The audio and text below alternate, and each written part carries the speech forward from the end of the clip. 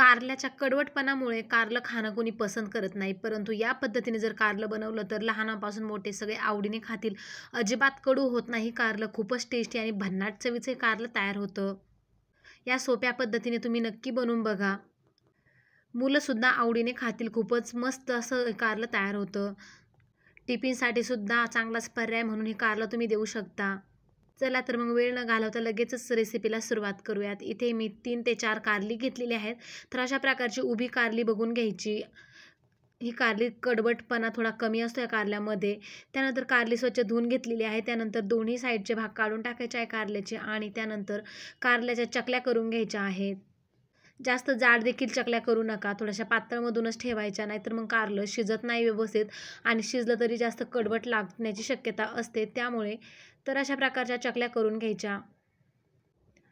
त्यानंतर कारलं सगळं कट करून घ्यायचं. त्यानंतर त्यामधल्या बिया देखील काढायच्या आहेत. जर बिया आवडत असतील, कोवळ्या असतील तर तुम्ही नक्कीच ठेवू शकता, परंतु जर कारलं जर मोठं आणि जास्त जाड असेल तर बिया नक्कीच काढा. त्या एकदमच टचर लागतात भाजीमध्ये, त्यामुळे. आणि कोवळं असेल तर नक्कीच ठेवू शकता आवडत असेल तर. नसेल आवडत तर तेही काढून टाकायचं, त्यामुळे कडवटपणा कमी लागतो. बघू शकता हे बी सहज निघतं. चकल्या केल्या की एका हाताने लोटायचं, दुसऱ्या साईडने बी जे असतं कारल्याचं ते बाहेर येतं.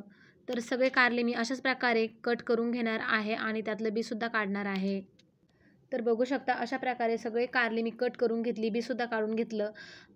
तर आता आपल्या ह्या कारल्याला जे आहे ते मॅरिनेट करायचं आहे. बघू शकता जास्त जाडसुद्धा कापलेले नाहीत, बारीक पातळच कापलेले आहेत.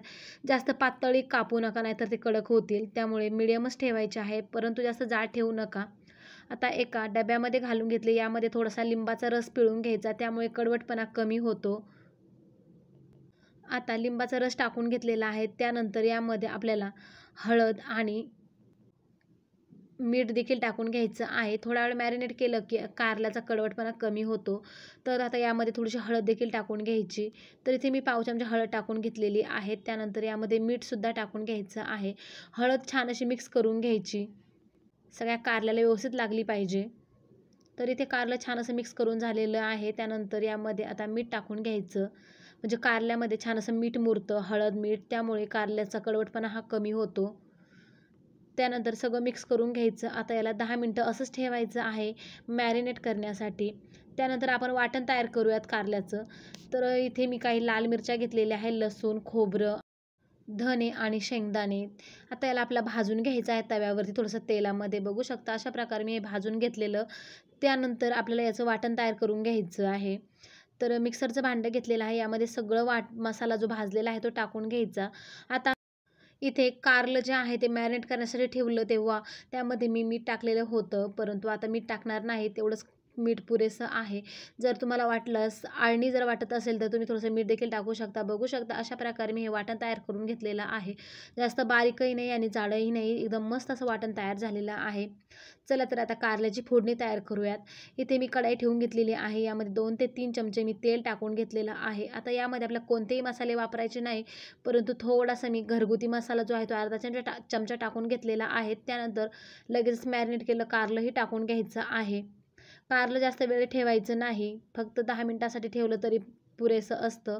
त्यानंतर कारलंसुद्धा टाकून घेतलेलं आहे आणि आता तेलामध्ये मिक्स करून घ्यायचं आहे. इथे कोणताच मसाला वापरलेला नाही. तुम्हाला जर वापरायचा असेल तर तुम्ही अजून मसाले वापरू शकता, किंवा नाही वापरलं कोणताही मसाला तरी पण चालतं. एकदम मस्त असं वाटण तयार झालेलं आहे आपलं, त्यामुळे भाजी एकदमच भन्नाट होते.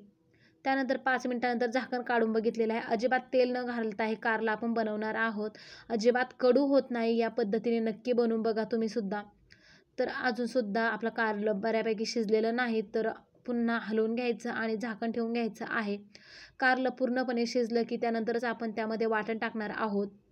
तर आता पुन्हा 1-2 मिनिटांनी झाकण काढून बघितलेलं आहे. कारलं छान असं शिजलेलं आहे. आता मिक्स करायचं पुन्हा आणि यामध्ये जे वाटण तयार करून घेतलेला तो मसाला आपण तो यामध्ये टाकून घेणार आहोत.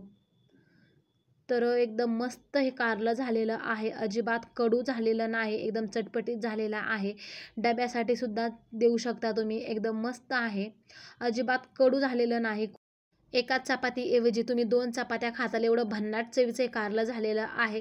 त्यानंतर आता इथे थोडा वेळ परतून घ्यायचं आहे. आपण जे वाटण टाकलेलं आहे मसाला, कमी गॅस ठेवूनच इथे परतून घ्यायचा आहे. अजिबात तिथे मी पाण्याचा एक थेंबही टाकलेला नाही. तर बघू शकता इथे आता कारलं पूर्णपणे तयार झालेलं आहे. खूपच मस्त झालेला आहे. तर कशी वाटली तुम्हाला ही कारल्याची साधी सोपी सरळ रेसिपी नक्कीच कमेंट्समध्ये सांगा. व्हिडिओ जर आवडला तर एक लाईक नक्की करा. तुम्ही देखील या सोप्या पद्धतीने कडू न होणारं कारलं नक्की बनवून बघा. मोठेच काय तर मुलं हे आवडीने खातील एवढं मस्त झालेलं आहे. चला तर मग आता प्लेटमध्ये काढून घेऊयात. फक्त कारलं जरी असेल तरी जेवण छान असं होतं. तर कारलं तोंडी लावण्यासाठी बनवू शकता किंवा डब्यासाठीही एखाद्या वेळेच्या जेवणासाठी तुम्ही अशा प्रकारचं कारलं बनवू शकता. एकदम मस्त चटपटीत ते कारलं झालेलं आहे. चपाती भाकरीसोबत अप्रतिम लागतं. तर बघू शकता किती मस्त झालेलं आहे. एकदम परफेक्ट असं शिजलेलं आहे. तेलाचा कमी वापर करून आणि अजिबात कोणताही पावडर मसाला न टाकता हे कारलं बनवलेलं आहे. एकदम मस्त चटपटीत झालेलं आहे. नक्की बनवून बघा. चला तर मग भेटूया अशाच नवनवीन व्हिडिओसोबत.